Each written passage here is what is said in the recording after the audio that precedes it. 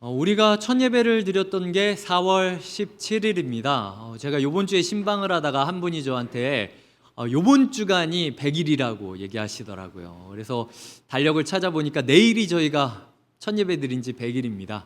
두 가지 생각이 제 마음 가운데 교차했는데요. 벌써 100일이구나 라는 생각과 아직 100일밖에 안 됐다고? 라는 생각이었어요. 그래서 그 두 마음을 먼저 우리가 서로 나누면서 인사하며 시작하도록 할 텐데요. 벌써 100일입니다. 아직 100일입니다. 주위에 계신 분들과 함께 인사를 나누겠습니다. 네, 벌써 100일입니다. 네, 아직 100일입니다. 네.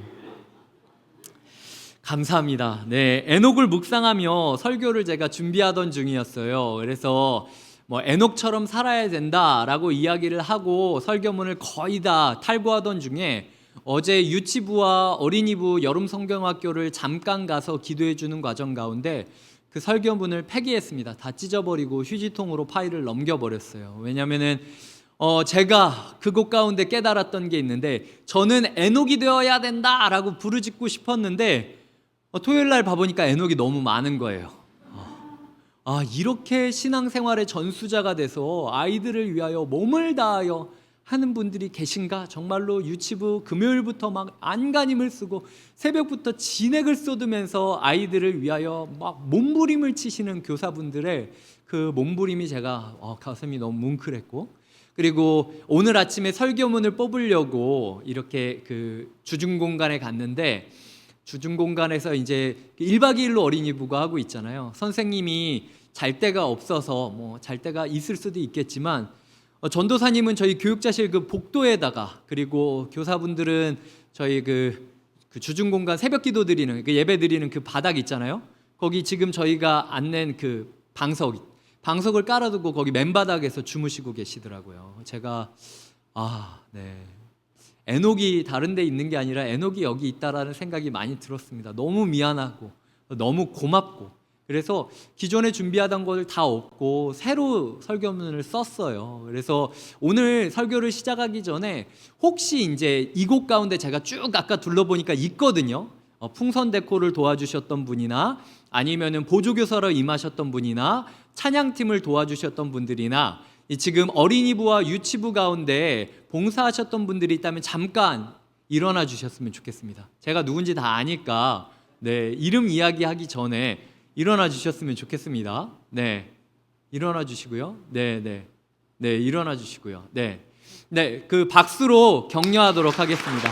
네, 앉아 주시고요. 네, 감사합니다. 네. 지금도 어린이부와 유치부가 박차를 가하고 있습니다. 이 에녹의 전수 현장이 끝까지 잘 완수되기를 같이 기도해 주셨으면 좋겠습니다. 네, 이제 유다서를 보도록 하겠습니다. 유다서는 신약 성경에서 가장 외면당하는 편지 중 하나예요. 제가 설교를 준비하다 보니까 내가 유다서에 대해서 설교한 적이 있었나? 라고 생각을 했는데 이번이 처음인 것 같아요. 저도 지금 사역 시작한 지 거의 한 15년 하여튼 꽤 되는데 그 유다서 설교가 처음입니다. 그리고 어떤 분들은 유다서를 찾으라고 하면은 이게 유다가 구약에도 유다가 있고 신약에도 유다가 있다 보니까 구약을 펼쳐야 될지 신약을 펼쳐야 될지 헷갈리는 분들이 되게 많아요. 그래서 한 장밖에 되지 않는 짧은 서신이고, 그러니까 마치 책갈피처럼 여겨지는 게 유다서이구나 합니다. 그래서 이 유다서가 근데 거의 에녹에 대해서 이야기하는 게 예수님이 한 번 이야기하시나 그리고 유다가 한 번 이야기하나 이런 식이거든요. 그래서 신약에서 이례적으로 에녹을 인용한 본문이기 때문에 유다서를 다뤄보려고 하고요. 이에 이제 이걸 기회 삼아서 유다서가 어떤 책인지에 대해서도 제가 조금 설명을 드리려고 합니다. 유다서 1절을 띄워드릴 테니까 한번 읽어주셨으면 좋겠어요. 시작. 예수 그리스도의 종이요 야고보의 형제인 유다는 부르심을 받은 자 곧 하나님 아버지 안에서 사랑을 얻고 예수 그리스도를 위하여 지키심을 받은 자들에게 편지하노라. 네, 유다는 자기 정체성을 두 개로 표현하고 있습니다. 1번 나는 예수님의 종이다, 2번 나는 야고보의 형제다 라고 이야기를 하는데요.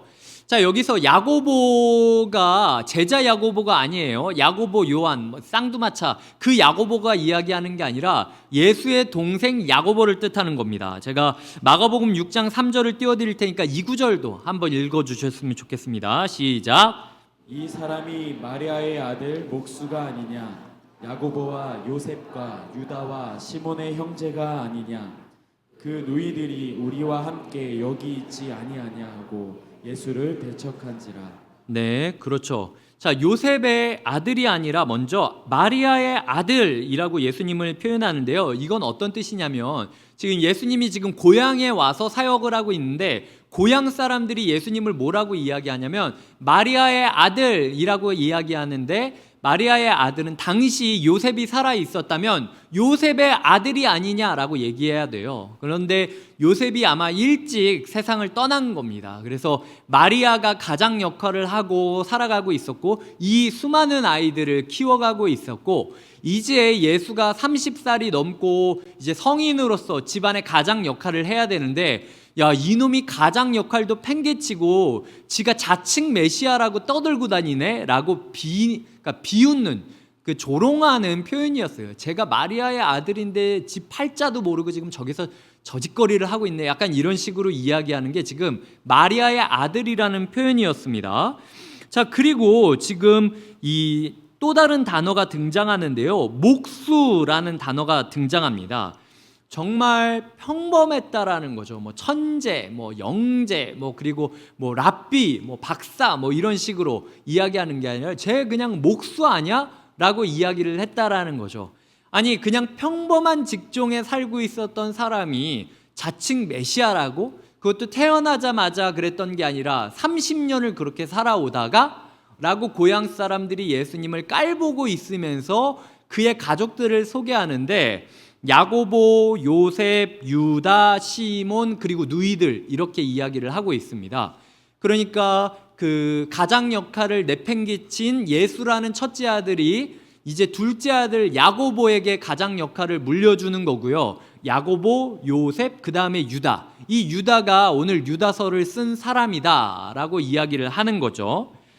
자, 이 예수님이 보통 사람이라고 제가 이야기를 드렸어요. 예수님이라고 해서 태어났을 때 막 탯줄을 자를 때 응애 응애 이렇게 우는 게 아니라 예수님이 구원자시니까 딱 나오셔서 칼 좀 주십시오. 이거 좀 잘라야 되니까 라고 이야기를 하면서 자기 탯줄을 자기가 막 이렇게 자르고 태어난 분도 아니고 소위 말해서 기저귀에 그 똥을 쌌을 때 주님 어찌하여 나를 인간으로 태어나게 하셔서 이런 시험을 당하게 하십니까? 주님 이렇게 운 게 아니라 응애 엉엉 울면서 엄마가 기저귀를 갈아주기를 바랬던 모습이 예수 그리스도의 모습이었다라는 거죠. 예를 들어 우리로 치자면은 중고등학교 시험을 봐야 되는데 시험을 앞두고 예수님께서 내가 곧 길이요 진리요 생명이니 라고 이야기를 하면서 교과서를 딱 보지도 않아도 내가 이 교과서에서 무엇을 말하는지 영원한 진리이기 때문에 다 알고 있다 라고 이야기를 하면서 책을 보지도 않고 시험을 만점을 받은 분도 아니고요. 그리고 마치 하나를 가르쳐주면 10개를 알고 100개를 알아서 30살이 될 동안 천재적인 랍비가 되어 있거나 아니면 정부의 주요 관리가 되어 있거나 소위 장원급제를 해가지고 탄탄대로를 걷고 있었던 뛰어난 사람이 아니었다라는 거예요. 목수였다는 겁니다. 목수. 톱밥이 많은 데서 말을 하면요 목이 상해요. 그러니까 이제 30년 동안 목수로 살았다라는 건 되도록이면 말을 안 하고 되도록이면 생각을 줄이면서 시킨 것들을 그대로 잘라가면서 일상을 보냈던 그런 노동자의 일상을 살아갔다라는 게 예수님입니다. 그 예수님이 30년 동안 뭐 거창한 학위를 따고 뭐 공부를 하고 연구를 해가지고 지금 나선 게 아니라 평소에는 말도 별로 안 하던 사람인데 지금 갑자기 가족을 팽개치고 메시아라고 한 거예요.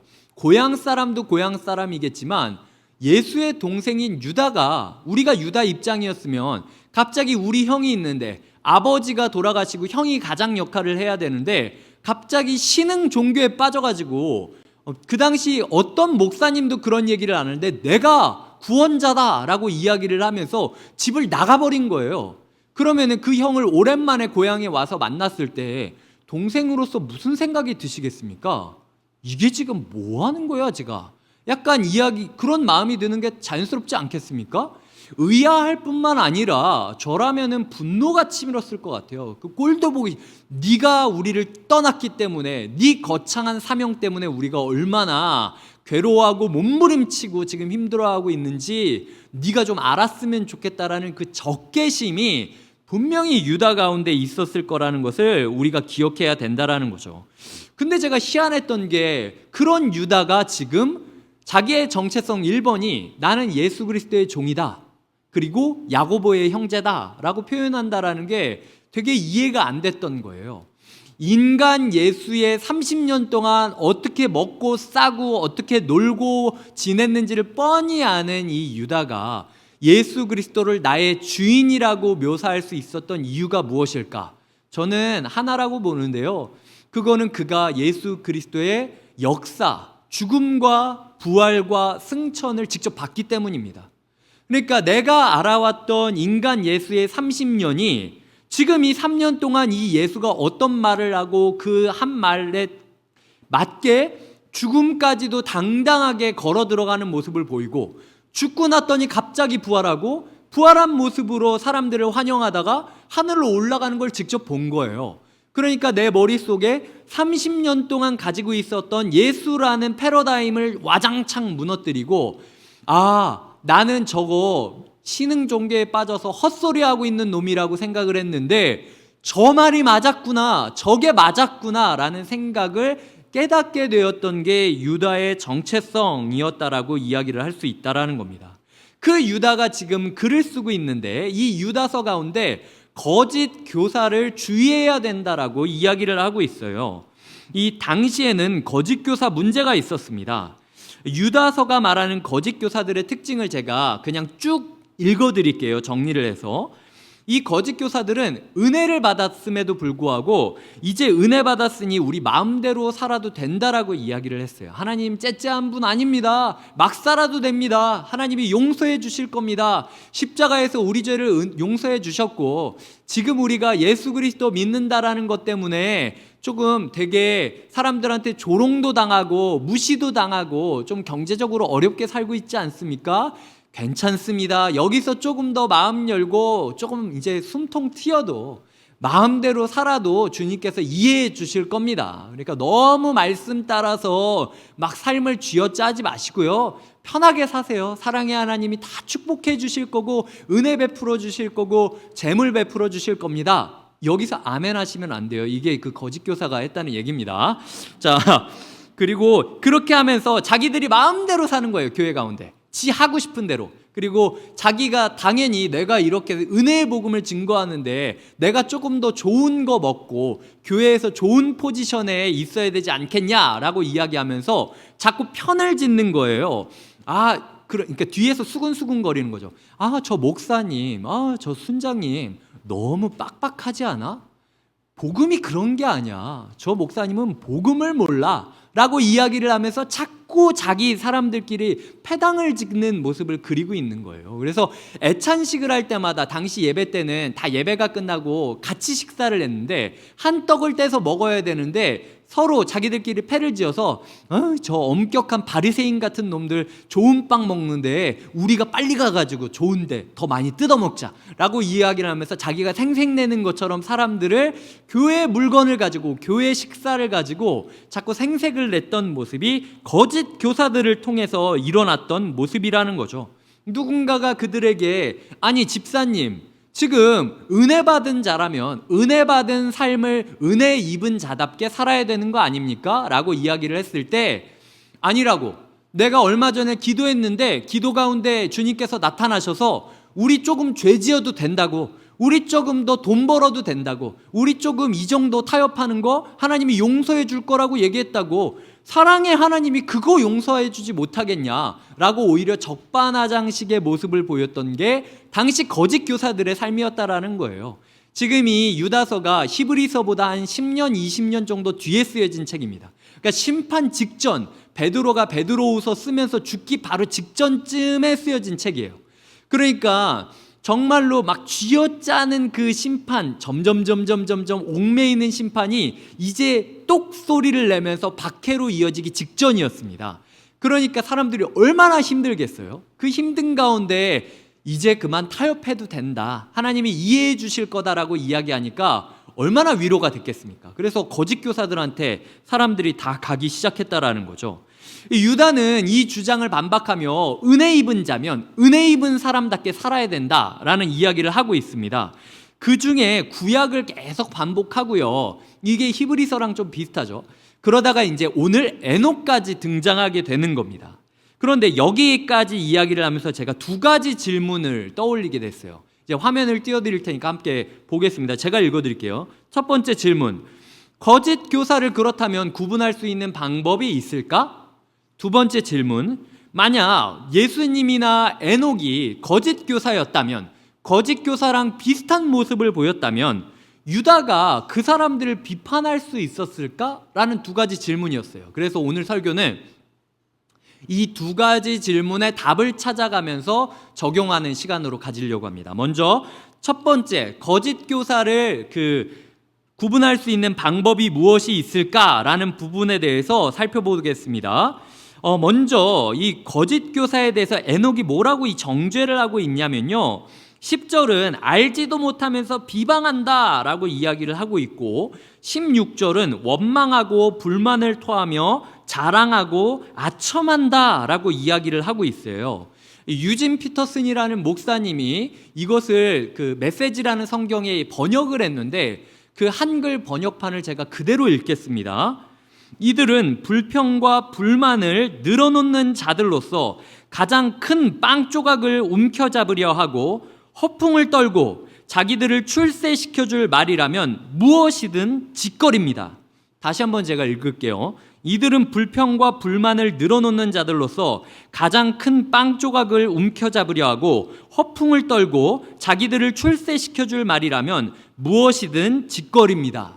이게 유다가 거짓 교사들에 대해서 이야기했던 것이고, 에녹이 그 당시 성에 대해서 이야기를 했던 모습이라는 것을 기억하셔야 된다라는 거죠. 그러니까 우리가 거짓 교사인지 아닌지를 구분할 수 있는 방법이 뭐가 있을까? 오늘 아침부터 이 예배에 오기 전까지 우리가 어떤 말을 했는지를 딱 펼쳐놓으면은 정확하게 알 수 있습니다. 원망했나? 알지도 못하면서 비방했나? 불만을 토했나? 자기 자랑했나? 다른 사람들한테 아첨하고 있었나? 우리가 그런 말을 하고 있었으면 부모로서 거짓 교사였고, 주일학교 교사로서 거짓 교사였고, 그리고 순장으로서 거짓 교사였고, 그리고 믿음의 전수를 해줘야 될 전수자로서 거짓 가르침을 하고 있었던 전수자였다라는 거죠. 그러니까 이 말씀을 우리가 반영해서 우리의 삶에 적용하기 위해서는 일단은 말을 하기 전에 여백을 둬야 돼요. 제가 종종 사용하는 방식인데, 우리가 말하다 보면요, 그냥 툭 건드리면 말이 나올 때가 있습니다. 입을 벌리기만 하면 뭐가 나올 때가 있어요. 벌리고 나서 말한 다음에 라고 후회하는 말들이 그냥 즉각적으로 뭔가 이렇게 툭 떨어질 때가 있습니다. 그래서 되도록이면 입을 다무는 게 좋아요.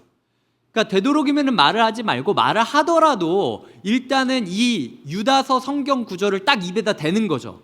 마치 정수기에서 물을 내릴 때 필터가 이렇게 내려가서 가듯이 내가 말을 하려고 딱 하다가 숨을 한번 호흡을 가다듬고 침을 한번 꼴깍 삼키면서 이게 지금 원망하는 말인가, 비방하는 말인가, 자랑하는 말인가, 아첨하는 말인가, 이 성경 구절을 통과하지 않은 말은 그냥 안 하는 게 좋다라는 거예요.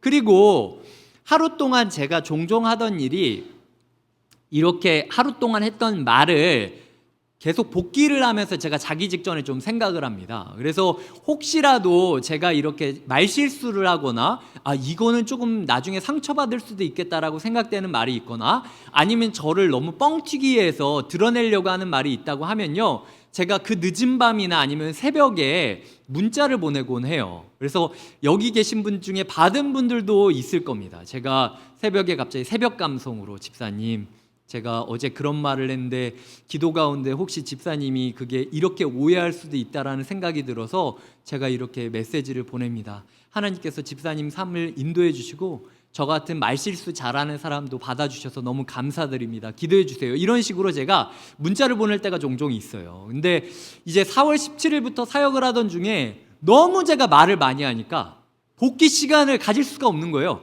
그걸 생각하다 보면 막 1시간, 2시간 넘어가고 다음날 말해야 될 것도 지금 생각을 해야 되잖아요. 새벽 설교 준비를 해야 되니까.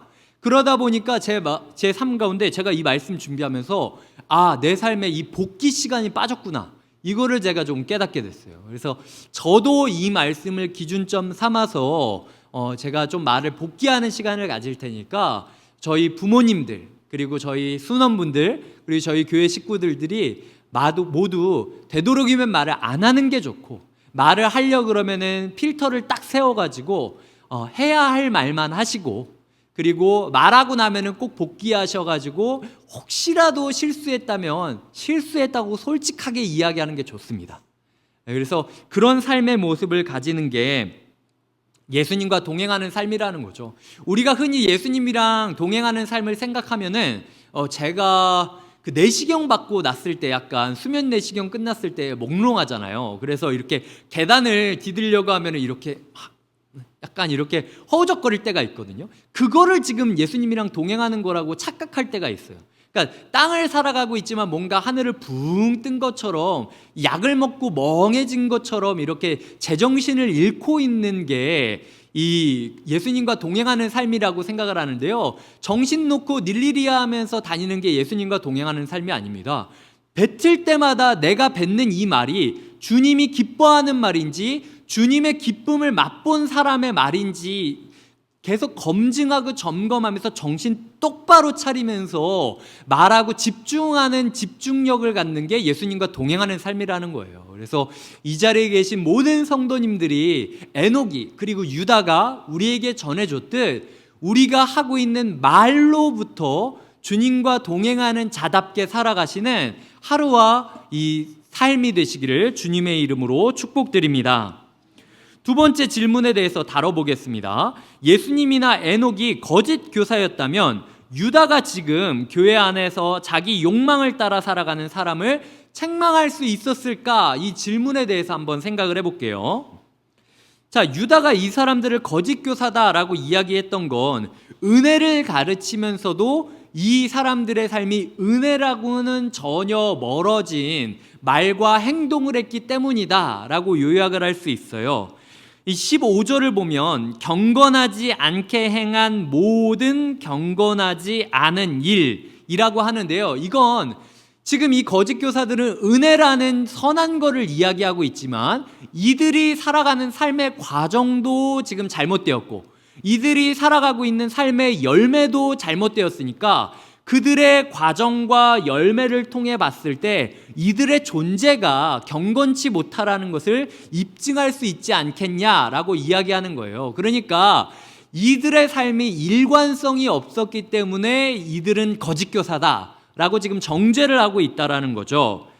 우리의 삶 가운데 유다를 생각해 봤을 때 유다가 인간 예수에 대해서 가장 잘 아는 사람이었는데도 불구하고 예수 그리스도를 자기의 주인으로 모시고 자기는 종이라고 이야기합니다. 아까 이야기 드렸듯 예수가 3년 동안 말했던 그 말과 내가 본 예수의 삶이 일치했기 때문이에요. 그러니까 그 누구보다도 지금 어쩌면 로마의 앞잡이, 유대교의 앞잡이가 될 수 있는 게 이 유다예요. 왜냐하면은 이렇게 얘기하면 되는 거예요. 내가 예수의 동생이다. 내가 30년 동안 예수를 봤어. 근데 예수가 니네가 생각하는 것처럼 그런 사람이 아니야 라고 이야기만 하면요 수많은 그리스도인들을 다 배교하게 만들 수 있는 사람이었습니다.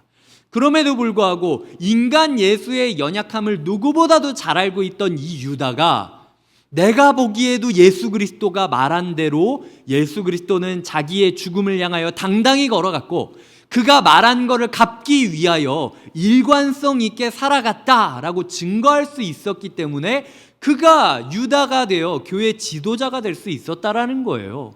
그의 확신이 바로 예수 그리스도의 일관성으로부터 생겼다라는 거죠. 이 바리새인들을 예수님이 회칠한 무덤이라고 이야기를 하셨어요. 회칠한 무덤은 밑에 시체가 있는데도 석회가루를 뿌려서 하얗게 치장했다라고 이야기를 하는 거거든요. 그러니까 예수님이 바리새인들과 종교 지도자들을 뭐라고 이야기했냐면, 너희의 삶에는 일관성이 없다. 너희가 기쁜 소식을 이야기하지만 너희 속에는, 너희 삶에는 시체의 그 악취가 가득하다 라고 이야기하는 게 예수님이었는데요. 이 종교 지도자들이 예수님을 보면서 너도 똑같네 라고 이야기할 수 있으면은 예수님 굳이 십자가에 죽이지 않아도 됩니다. 왜 괜히 십자가에 죽입니까? 십자가에 죽이지 않으면 안 될 정도로 예수님의 삶이 일관성이 있었던 거예요. 더 이상 살아서 숨쉬게 만들면 만들수록 이렇게 일관성 있는 신앙인의 모습과 말과 행동이 일치하지 못하는 우리의 연약함이 너무너무 갭이 벌어지니까 이게 그냥 벌어지기 전에 여기서 그냥 얘를 지도에서 지워버려야 되겠다라고 그냥 노골적으로 자기들의 악함을 드러낼 정도로 예수 그리스도께서 삶의 일관성을 보이고 있었던 게 주님의 삶이었다라는 거죠. 그리고 오늘 우리가 묵상했던 에녹도 생각해 볼까요? 에녹이 분명히 이렇게 말했을 거예요. 야, 가인의 아들 후손들아, 너희는 에녹, 나랑 이름이 똑같은 하나님께 드려졌다라고 이야기하는 도시, 이 도시에서 이루어지는 모든 것들은 하나님의 축복 가운데 이루어진 것이다 라고 이야기하면서 먹고 놀고 즐기고 문화를 추구하고 화려한 기술력들을 앞세우고 있지만, 그거 사실 너희의 폭력성을 감추기 위하여 은혜를, 하나님의 말씀을, 하나님의 뜻을 껍데기 삼아서, 간판 삼아서 살아가고 있는 거 아니냐. 너희의 삶은 에녹성에 살고 있다고 하지만 전혀 하나님께 드려지지 않는 삶이다 라고 분명히 비판했을 거예요. 근데 그런 에녹을 향해서 지금 백성들이, 가인의 후손들이, 야, 그러는 너는 뭐가 잘났다고 우리를 뒷담화해? 너도 별거 없잖아 라고 이야기를 했다면요, 에녹은 주님과 동행할 수 없었습니다. 그러니까 에녹이 300년 동안 자기가 말한 것과 자기가 행동한 것에 일치를 가졌다라는 거예요. 아무리 에녹이 가인성의 화려함을 보고 불만이 막 꿈틀꿈틀거리면서, 하나님 왜 믿는 우리는 이거밖에 못 살고 믿지 않는 놈들은 저렇게 화려하게 살아야 됩니까? 라고 불만이 있을 수도 있지만, 그럼에도 불구하고 하나님에 대해서, 가인의 후손들에 대해서 인간적인 분노나 자기자랑이나 아첨을 했던 게 아니라, 그가 하나님께서 하길 원하는 말을 항상 뱉었고 그 말에 합당한 삶을 300년 동안 지켜왔기 때문에 가인의 후손들이 에녹을 향해서 너도 별거 없지 않냐라는 말은 못했다라는 거예요. 못 산다고 비웃기는 했지만 저 사람은 적어도 자기가 한 말은 지키는 놈이다라는 절개는 인정해 주었던 게 가인의 시대 가운데 살았던 에녹의 방식이었다라는 거죠. 에녹은 날마다 배웠던 말씀대로 살아가기를 끝까지 저항하고 끝까지 투쟁하면서 싸움을 이어갔던 사람이라는 것을 기억하셔야 됩니다. 자기 편하기 위해서 자기가 전하는 말씀과 어긋나는 모습을 보이면요, 거짓 교사가 됩니다. 영적인 권위를 잃게 된다는 거예요. 제가 지금 두 가지 예를 들어보겠습니다. 첫 번째는 부모님. 자, 부모로서 아이한테 이야기를 하죠. 아빠는, 엄마는 너희가 예배자로 살아가는 게 제일 중요해. 근데 그렇게 이야기를 하면서 우리의 삶 가운데 한 주 동안 너 예배했니? 너 기도했니? 너 큐티했니? 너 지금 그 교회 공동체와 긴밀한 관계를 맺고 있니? 오늘 하루 너의 삶 가운데 하나님이 너를 사랑하고 계시다라는 걸 느끼니? 이렇게 물어본 게 많으십니까? 아니면은 너 숙제했니? 너 공부했니? 너 그래서 좋은 대학 갈 수 있겠니? 너 취직해야 되는데 지금 뭐 하고 있는 거니? 이런 대화를 더 많이 하고 계셨습니까? 아이들이 알아요. 그러니까 제가 첫 사역을 고등부를 시작했다라고 이야기 드렸잖아요. 수많은 중직자의 아이들이 저한테 찾아와서 이야기했습니다. 우리 엄마 아빠는 위선적이라고. 내가 6대4 정도로만 돼도 이해하겠다. 그러니까 뭐 이상은 이거지만 실제로는 이건데 몸부림쳐서 6대4 정도로 막 맞추고 있다라 그러면 내가 이해합니다. 근데 전도사님, 그때 제가 전도사였으니까, 전도사님 99대 1이에요. 그냥 주일날 그냥 내가 집사니까, 내가 권사니까, 내가 장로니까 부끄럽지 않게 너 그냥 여기 자리만 채워. 내가 다른 거 바라지 않을게. 예배만 와. 얼굴만 비춰. 그리고 네 맘대로 해. 내가 다른 거 안 바란다. 이런 식으로 이야기하는 부모님인데 내가 어떻게 부모님에게서 위선적이라는 말을 지을 수 있겠습니까? 라는 이야기들을 들으며 그 오해를 지워주기 위해서 제가 무던히 애를 썼습니다. 그렇다고 제가 극단적으로 막 좋은 대학 가고 좋은 직장 가고 좋은 사람 만났는데도 나는 그거 기쁘지 않다 라고 이야기를 하면서 너 예배 드리고 있니? 이런 식으로 이야기하라는 게 아니에요. 물론 기뻐해야 될 건 기뻐해야죠. 하지만 네가 정말로 수고해서 이렇게 좋은 대학에 들어가고 정말로 수고해서 이렇게 좋은 직장에 들어갔으니 이제부터는 주님께서 너를 왜 그 자리로 부르셨는지를 생각하며 그저 돈 몇 푼 벌기 위해 사는 인생으로 사는 게 아니라 주님과 동행하는 사람이 되었으면 좋겠다. 내가 너에게 바라는 게 그런 모습이다라고 이야기하고 축복해 줄 수 있는 모습이 우리의 삶이 되어야 된다라는 겁니다. 그때에 우리가 영적인 권위를 갖게 된다라는 거예요. 우리 부모님이 진짜 신앙인이구나. 우리 엄마 아빠는 다르구나 라는 사실을 깨닫게 되면서 없던 신앙도 생기게 되는 게 그 바른 교사로부터 시작되게 된다라는 거죠. 두 번째 예를 들겠습니다. 이 자리 가운데 주일학교 교사분들이 계시고 또 아까 지금 성경학교를 수고해 주신 분들인데 제가 그분들한테 이야기 드리고 싶어요. 이 성경학교 시즌만큼 이 교사가 우리가 봉사자로서 예배에 얼마나 목숨을 걸고 있는지를 증명할 만한 자리가 없습니다. 그러니까 우리가 말하는 것과 행동하는 것이 일치해야 된다라는 거예요. 아이들은 영적인 동물이기 때문에, 영적인 존재이기 때문에 우리가 했던 말대로, 가르쳤던 대로 지키고 있는지를 알고 있다라는 거죠. 우리가 아이들한테 예배가 중요하다라고 이야기를 했다면 우리가 예배에 최선을 다해야 돼요. 내가 어제 봉사하고 나서 피곤하고 막 지치고 일어나기 어렵고 오늘도 예배 드리는데 집중하기 어려워서 그냥 이 정도면 하나님이 이해해 주시겠지, 오늘은 그냥 약간 멍 때리고 있자, 아니면 이 다음에 내가 아이들이랑 뭐 할지 좀 고민을 해봐야겠다 라고 생각을 하면서 멍하니 예배에 있는 분이 있으시다면 기억하셔야 됩니다. 주님께서는 이 순간마저도 예배자가 되기를 몸부림치면서 필사적으로 저항하고 있을 그 영적인 교사들의 모습을 바라신다는 거예요. 그때 내가 내뱉었던 말과 내가 살아가고 있는 삶이 일치가 되기 때문에 아이들이 이 자리에 없어도 영적인 내가 권위를 갖게 된다는 겁니다. 그게 주님께서 우리의 삶 가운데 보여주시는 모습이라는 거죠. 그게 순장님들과, 그게 봉사자들과, 그게 교사들과, 그게 우리에게 주어진 영적인 책임이라는 겁니다.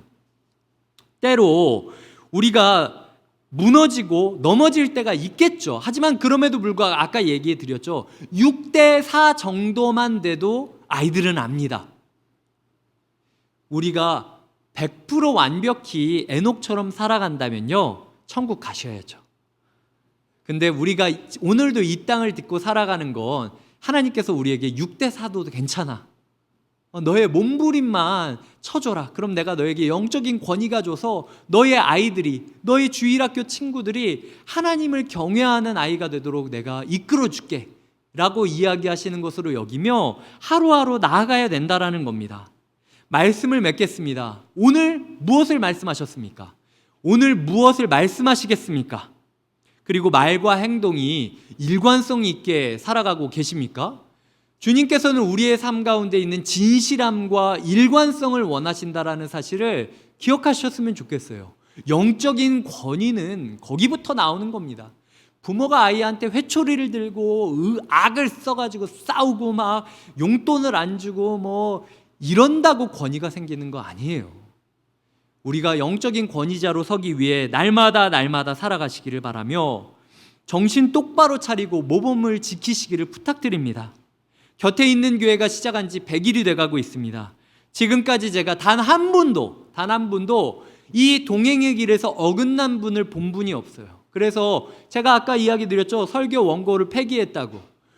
제 마음 가운데 그 깨달음이 있고 나서 성도님들 한 분 한 분에게 꼭 고맙다라고 이야기 드리고 싶었어요. 정말 낯설고 어려운 새로운 환경 가운데서도 아이들을 주일학교에 보내주시고 아이들을 가르쳐 주시고 예배자의 모범이 되어 주시니까 너무 감사드립니다. 그러니까 부탁드릴게요.